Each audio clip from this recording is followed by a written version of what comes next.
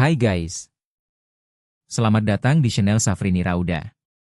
Saya merupakan YouTuber pemula. Mohon dukungannya guys. Kali ini saya akan menceritakan tentang tumbal kos di mana nama dan tempat kejadian bukanlah tempat sebenarnya. Cerita ini hanyalah karangan semata, mohon maaf jika ada salah dan selamat mendengarkan.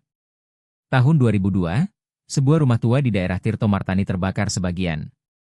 Pemiliknya, seorang dukun wanita, dikabarkan meninggal bersama anaknya yang menderita gangguan jiwa. Tapi tidak ada jenazah ditemukan. Rumah itu kemudian direnovasi menjadi rumah kos khusus perempuan. Tapi tiap tahun, selalu ada satu penghuni yang menghilang. Tahun 2024.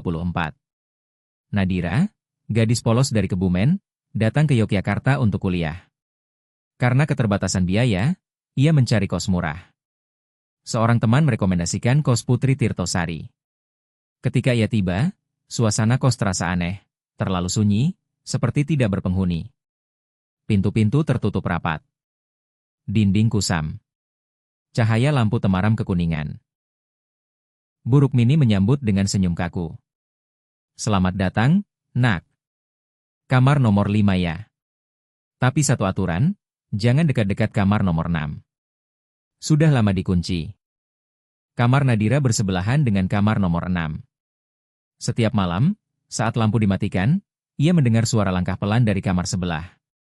Kadang terdengar isakan pelan, kadang denting sendok seperti sedang makan. Padahal pintunya selalu terkunci. Ia menanyakan hal itu ke penghuni lain, tapi Intan hanya berkata, "Gak usah peduli. Anggap gak ada."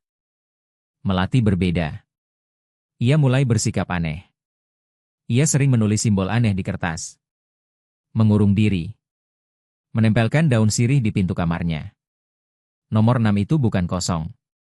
Tapi bukan juga manusia yang di dalam. Nadira menemukan buku catatan tua di bawah lemari, bertuliskan Ayu Mahendra 2023. Isinya catatan harian penuh ketakutan. Suara dari kamar itu makin jelas. Kadang dia bicara. Kadang menyanyi. Aku mencoba kabur tapi jalan keluar selalu hilang. Buruk Mini bilang, semua penghuni harus gilirannya. Gila. Ini rumah apa? Malam ini dia datang. Aku sudah mencium bau darahnya. Kalau aku mati, tolong jangan biarkan yang lain masuk kamar 6. Suatu malam, Melati menghilang. Nadira dan Intan menemukannya di belakang rumah, duduk memeluk lutut, tubuhnya menggigil. Ia berkata sambil menangis. Aku mimpi ada tangan mencengkeram kakiku, menarikku ke dalam lantai. Mimpi itu terasa nyata. Aku lihat Ayu. Dia terjebak. Paginya, Melati ditemukan tak bernyawa di kamar mandi, tenggorokan tergigit seperti digerogoti binatang. Polisi datang, tapi tidak ada jejak masuk. Dinyatakan bunuh diri. Nadira tahu itu bukan bunuh diri. Ia mulai mencurigai Buruk Mini. Nadira menyelinap ke kamar Buruk Mini saat wanita itu ke pasar. Di lemari kayu tua, ia menemukan foto-foto penghuni lama. Semuanya hilang setelah beberapa bulan tinggal. Wajah mereka dilubangi dengan jarum dan tulisan mantra Jawa kuno. Ada catatan ritual. Tiang pancang roh penjaga. Tumbal setiap 366 hari. Jika tidak, kos akan hancur dan semua jiwanya akan habis. Tiba-tiba pintu tertutup. Di cermin, Nadira melihat bayangan perempuan tanpa wajah berdiri di belakangnya. Rambutnya menggantung, kulitnya hitam terbakar. Giliranku sudah habis. Nadira kabur. Tapi saat keluar pagar, jalan berubah bentuk. Warung yang biasa ada di depan hilang. Semua rumah sekitar jadi puing dan alang-alang. Kos itu berdiri sendirian. Ia kembali ke dalam dan menodongkan pisau ke Buruk Mini. Tapi wanita itu justru tertawa. Kau pikir aku suka ini semua? Aku cuma penjaga. Yang punya rumah ini, anak dukun itu. Dia yang menghisap mereka. Aku hanya perantara. Kau punya dua pilihan, kabur dan jadi gila seperti Ayu, atau bertahan, dan bantu dia tidur kembali. Nadira menolak. Malam itu ia menyalakan seluruh lilin, membakar dupa, lalu membaca mantra dari buku Ayu. Ia menghadapi roh itu di kamar 6. Suara jeritan terdengar. Lantai retak. Cahaya merah muncul. Pagi harinya, rumah itu terbakar. 3 bulan kemudian, seorang mahasiswi baru bernama Vira Ardelia tiba di Yogyakarta. Ia mencari kos murah dan menemukan kos Putri Tirtosari. Ia disambut oleh pengelola baru, seorang perempuan muda dengan senyum ramah, Nadira. Kamarnya tinggal satu yang kosong, ya. Nomor 6. Tapi tenang, sudah aku bersihkan. 3 bulan setelah kebakaran misterius, bangunan kos Putri Tirtosari berdiri kembali. Lebih modern, lebih bersih, namun lebih sepi. Vira Ardelia, gadis periang dari Semarang, diterima di jurusan arsitektur UGM.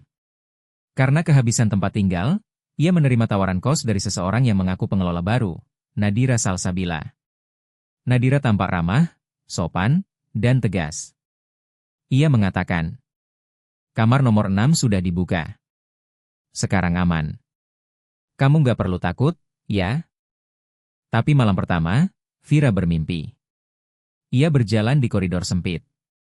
Dinding penuh tangan. Ada suara perempuan memanggil. Kembalikan tempatku. Saat terbangun, ada bekas cakaran di pintu kamar.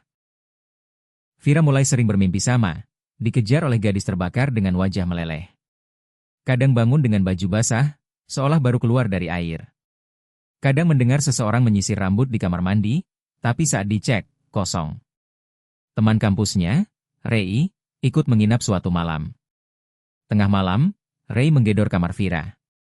Gue lihat cewek rambut panjang jongkok di bawah kasurmu, Vir. Dia senyum ke gue, tapi mukanya bukan manusia. Pagi harinya, Rei pulang ke kontrakannya dan hilang kontak. Vira mulai curiga pada Nadira. Ia mengendap ke gudang bawah tangga dan menemukan peti tua berisi buku catatan milik Ayu Mahendra. Rambut manusia diikat benang merah. Sebuah jimat dari tulang. Foto-foto lama, termasuk wajah Nadira berdiri di tengah lingkaran api. Saat dikonfrontasi, Nadira akhirnya mengaku. Kamu tahu kenapa aku masih hidup setelah melawan roh itu? Karena aku nggak menang. Aku dijadikan penjaga baru. Kos ini harus terus berdiri. Kalau tidak, entitas di kamar 6 akan menelan lebih banyak nyawa. Dia butuh wadah. Dan wadahnya adalah penghuni baru. Vira muntah. Jadi aku tumbal selanjutnya? Nadira menunduk. Bukan. Kau pengganti. Vira mencari informasi ke seorang dukun muda di Bantul, Ki Arya, yang dulu membantu menyegel makam-makam kuno di daerah Kalasan. Ki Arya memegang tangan Vira dan berkata, kau sudah terikat. Ada jejak darah dari leluhurmu yang juga pernah bersentuhan dengan sihir hitam dari rumah itu. Kamu bukan korban. Kamu bagian dari rantai. Vira tak percaya. Namun malam itu, ia melihat pantulan dirinya di cermin berubah. Rambut memanjang, mata hitam, bibir robek seperti senyum paksa. Seseorang berbicara dari dalam cermin. Bukan kamu yang jadi tumbal. Tapi kamulah yang harus memilih siapa selanjutnya.